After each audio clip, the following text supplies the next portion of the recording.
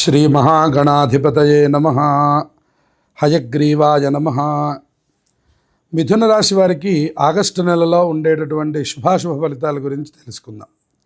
ఈ నెలలో మిథున రాశి వారికి మరిన్ని శుభయోగాలు కనపడుతున్నాయి. వ్యయంలో ఉండేటటువంటి యొక్క కుజుడు కూడా యోగిస్తూనే ఉన్నాడు. అలాగే గురుబలం చాలా బాగుంది. 17వ తారీఖు నుంచి ఎప్పుడైతే రవి మార్పు జరుగుతున్నదో అక్కడి నుంచి పరిపూర్ణమైనటువంటి అనుకూలం మనకు కనపడుతుంది.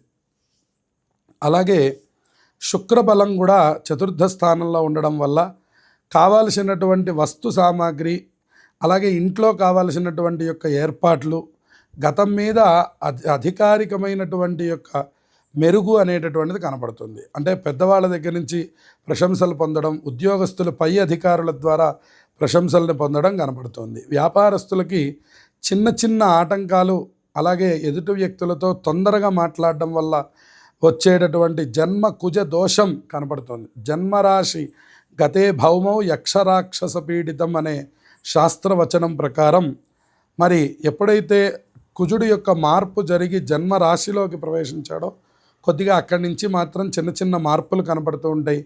అనుకోనటువంటి దానికి కొద్దిగా మన మాట వల్ల కూడా తేడా రావడం, ఏదో కోపాన్ని ప్రదర్శించడం, మీ యొక్క మాటని, మీ కోపాన్ని మీ అదుపులో ఉంచుకున్నట్లయితే మీరు అనుకున్నటువంటిది పరిపూర్ణంగా సాధించడానికి అవకాశంగా ఉంటుంది.